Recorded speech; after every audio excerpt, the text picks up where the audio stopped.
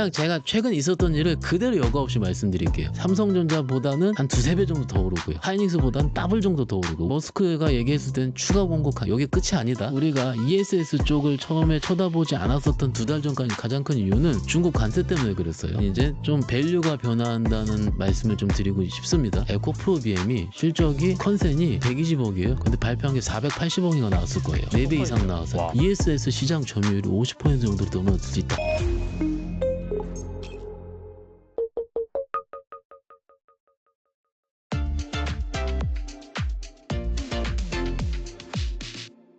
그리고 삼성전자가 최근 애플, 테슬라 등 미국 빅테크들과 협력 성과를 이어가고 있는 가운데 SK하이닉스가 HBM4 가격을 60%에서 70% 인상을 검토 중이라는 소식이 전해지면서 엔비디아의 공급망 다변화 가능성이 또 제기되고 있습니다. 그간 골칫거리였던 삼성전자의 메모리 반도체 부문, 특히 이 엔비디아의 HBM 공급에서도 좀 반전의 기회가 마련될 수 있을 것인가 궁금해하시는 분들이 있는데 어떻게 보시나요?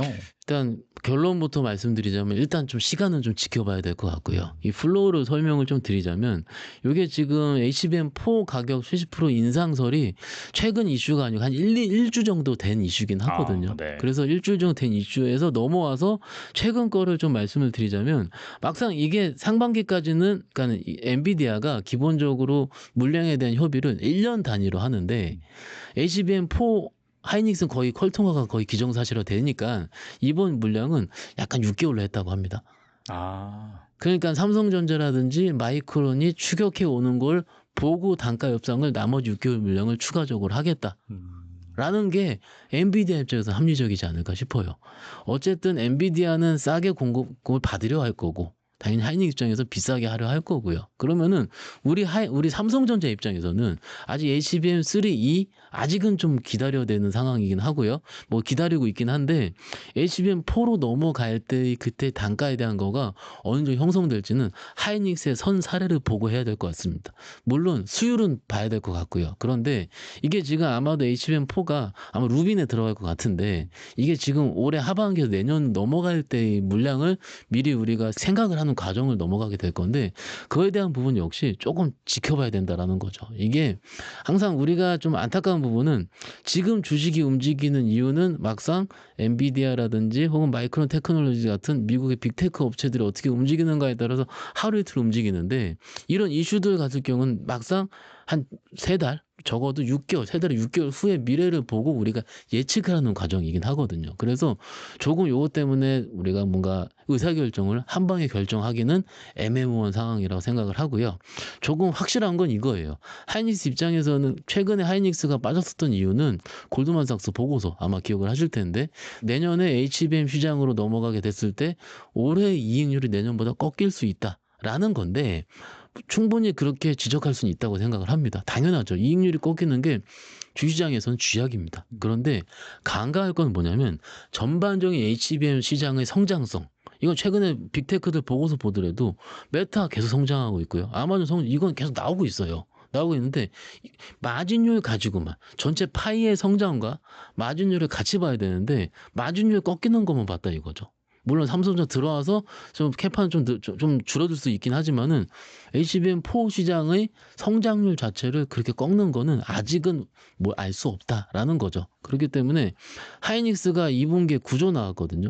이 구조를요, 포워드로 환산하면은 아직 PR 5배, 6배밖에 안 돼요. 그런데 HBM 1등 회사의 퍼가 5배, 6배가 합리적인가? 근데 그들은요. 제가 요즘 많이 말씀드리는 게 왜 우리나라 네이버 PR 20, 30배밖에 안 되는데 비싸다고 하지? 우리나라도 지금 현재 구조적으로 지금 성장하는 구간에 들어갈랑 말랑 들어갈 만 하고 있는데 굳이 과거의 밸류에이션을 가지고 외국의 회사들이 이걸 평가해 물론 평가해 받아야죠. 하지만은 너무 안 좋게 네이버 계속 외국인을 팔고 있거든요. 막상 실적은 꾸준하게 성장하고 있긴 있는데 이런 부분이 조금 안타까운 부분이에요. 적어도 하이닉스가 2분기 9조 2천억 나와가지고 이 숫자 연에 30조 40조를 벌어들일 수 있는 회사 근데 PR이 다 6배밖에 안 나온다. 이거는 저는요 프리미엄을 인정받아야 된다고 생각을 합니다. 물론 많이 올라왔기 때문에 우리나라 주식 원래 그런지 할 말은 없습니다.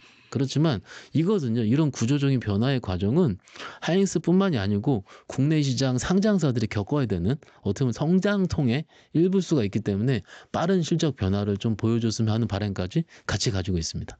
그러니까 그런 얘기가 있더라고요. 그 하이닉스에 대해서 약간 부정적인 측면을 강조해서 네. 그렇게 보고서를 내놓은 이유가 반대로 삼성전자 같은 경우에는 계속 눌려 있었다가 네. 이제 살아나는 추세다 보니까 약간 롱숏 플레이를 감안하고 그렇죠. 한 것이 아니냐 그런 얘기가 네. 있더라고요. 조금 안타까운 게 시장에 있다 보면 그게 그냥 보여요. 그러니까 어느 날은 삼성전자 눌리고 하이닉스 오르고요. 최근에도 이런 일이 계속 반복되고 있습니다. 그런데 같이 오르는 날은 엔비디아랑 마이크론테크 미국에서 필반 오를 때 아, 필라델피아 예, 반도체 필반이 기술. 세게 오를 땐 네. 같이 오르더라. 그런 날의 공통점은 미국에서 AI 관련한 캐펙스 투자에 대한 부분이 구체적으로 나왔을 때 혹은 미국에서 실적 발표가 잘 나왔을 때 이런 부분이거든요. 그러니까 기본적으로 우리가 주식을 뭐 지금 우리 채널까지 보실 분들이라면 주식을 꽤 열심히 하시는 분들일 텐데 이런 거죠.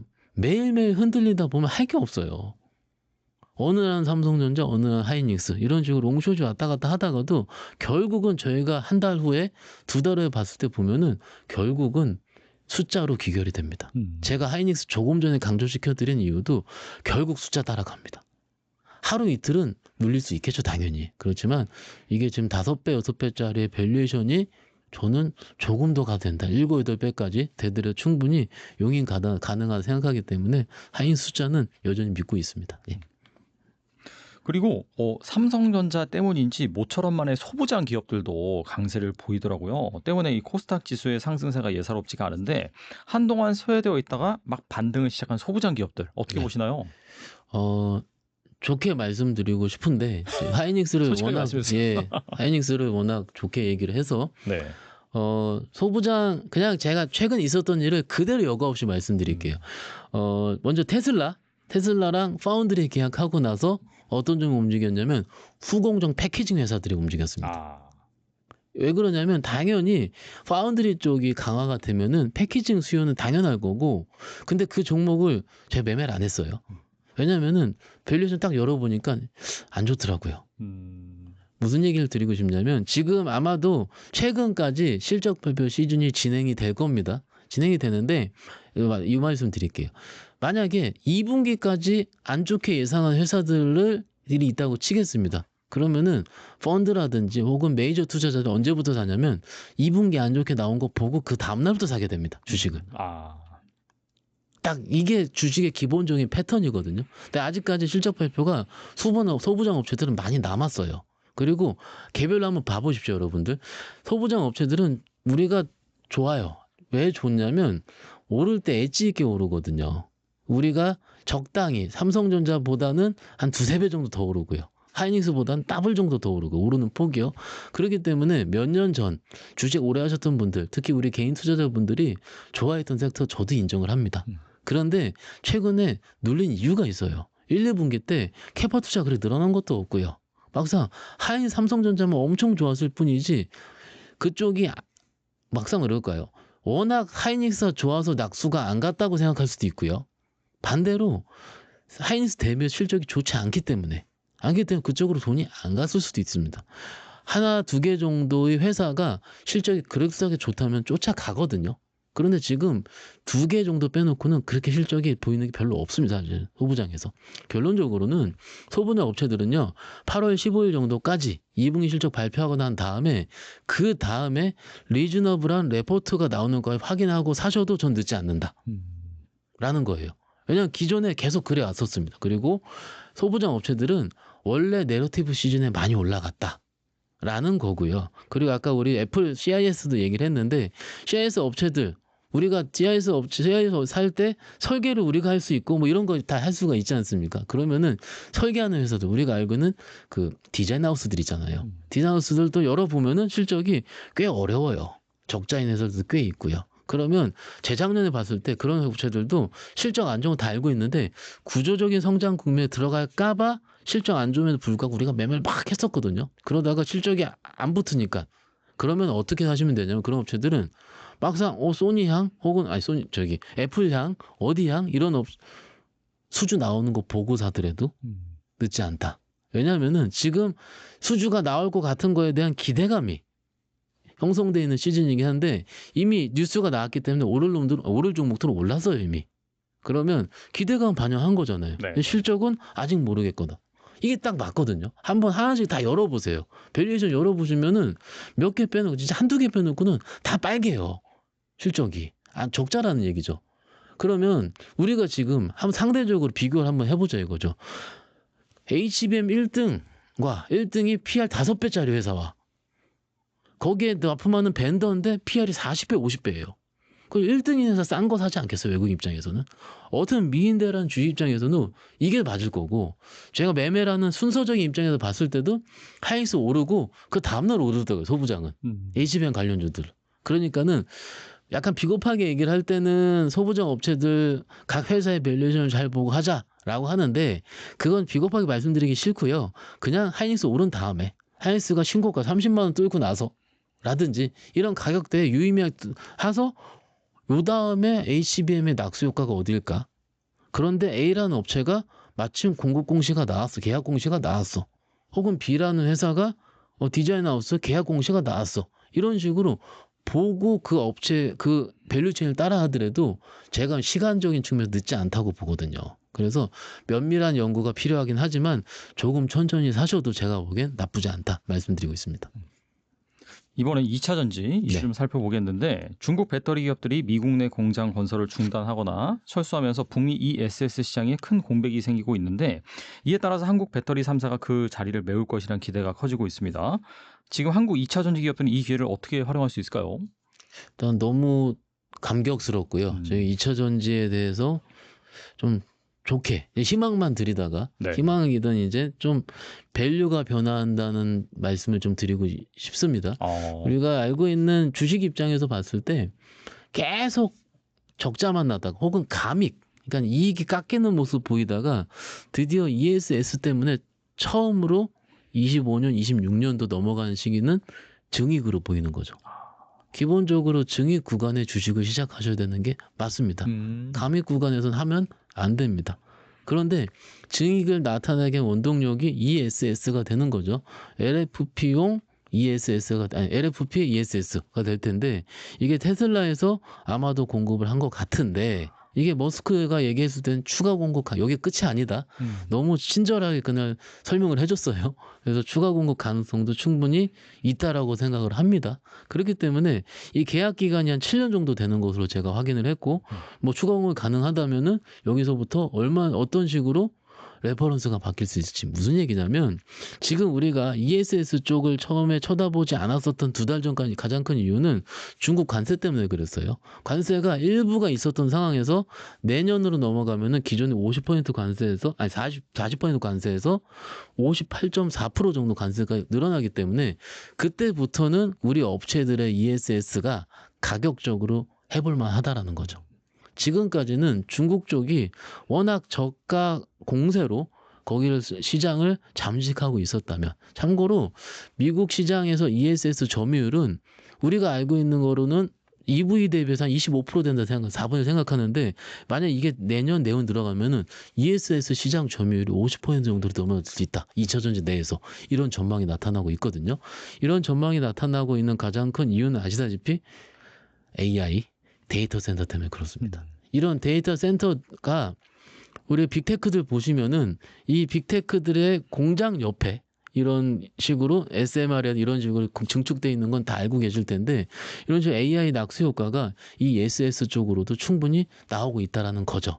사실 2분기 실적을 거의 다 발표하고 있는 상황에서 최근에 좀 말씀드리자면 엔솔이 발표하고 나서 AMPC 때문에 그럴 수 있다 생각을 했는데 에코프로비엠이 실적이 컨센이 120억으로 제가 기억을 하거든요. 근데 컨센이 120억이에요. 근데 발표한 게 480억이가 나왔을 거예요. 와, 엄청 잘 나왔네. 엄청 4배 이상 나왔어요. 그게 며칠 전 일인데 그때 그 이상 나오면서 200일선 강하게 뚫어가지고 아직 깨지지 않고 있는 상황이긴 하거든요. 기술적으로 봤을 때 200일선의 부분을 그냥 톡 뚫으면은 괜찮은 그냥 그럴 수 있다 치는데 거래를 강하게 동반시키면서 뚫었으면은 하락 추세는 거의 끝낸 것으로 일반적으로 해석을 합니다. 그러면 여기서는 추가 증액에 대한 부분이에요. 그러면 2분기 480억 정도, 예, 일부 수치는 틀릴 수 있습니다. 투자자분들. 그런데 여기서 3분기, 4분기 갔을 때 영업이익 기준 480억이 500억, 600억으로 늘어난 모습을 보인다면은 이게 지금 끝난 거잖아요, 하방이. 그럼 역시 2차전지 양극재 입장에서도 해볼만 하다라는 거. 이거 자체가 EV 시장, 전기차 시장에 대한 상승세로 보는 것보다는 ESS 시장을 건드렸다. 에코프로 콩콜 제가 자세히 기억을 해보면은 ESS 매출이 전분기 대 더블 나왔어요. ESS만. 물론 전체 비중보다 비중이 작죠. 네네. 그러니까 이게 지금 구조적으로 성장하고 있는 것은 ESS 쪽은 맞긴 맞아요. 근데 이거를 이렇게 얘기를 해볼까요? 안 쳐다볼 때, 이것을 인정하지 않을 때 시선은 어떻게 되냐면은 ESS 상승률보다 EV 하락률이 더 가파르다. 이게 시장에 해석할 때는 안 움직여요. 네. 그렇죠? 똑같습니다. 그렇지만 EV 하락률이 있긴 있지만 ESS가 너무 가파르게 오른다. 이렇게 얘기하더라도 시장 반응이 다를 수가 있거든요. 그런데 지금은 후자입니다. ESS를 조금 더 쳐주고 있습니다. 레포트를 살펴보더라도 나오는 하우스마다 반응이 다 천차만별이에요. 지금 정도의 밸류에이션을 용인할 만큼 뭐 합리적인 점수를 주기 힘들다라는 하우스도 있고요. 저 오늘 본 겁니다. 어느 하우스는 적어도 3분기 실적 발표 전까지는 2차전 쪽은 해볼만 하다라고 하는 것도 어떻게 보면은 2분기, 3분기 좋아지는 건 맞는데 이건 맞아요. 맞는데 여기서 나의 마음가짐이 트레이딩을 할 것이냐 하지 않을 것이냐 이거에 따라 달라질 거지 않겠습니까? 그러면은 그런데 우리 여기서 말씀드리고 싶은 거 이거죠. 엄청 빠져 있다라는 거죠. 주가가. 우리가 네. 일부를 처음을 생각해 볼게요. 막상 해볼 게 없어요. 이게 지금 시장 관점인데요. 해볼 게 없어요. 해볼 만한 거 조방어는 이만큼 올라 있으니까는. 그런데 이만큼 빠져 있는 거가 증이권이 살짝 들어올랑 말랑해요. 근데 엄청 빠져 있는 거죠. 그럼 봤을 때 요 밑에서 요만큼만 올라오더라도 수익률 면에서는 20% 30%가 나오거든요. 그렇지 않습니까? 워낙 빠져 있기 때문에. 그래서 사람들이 2차전지 잊지 못하는 거예요.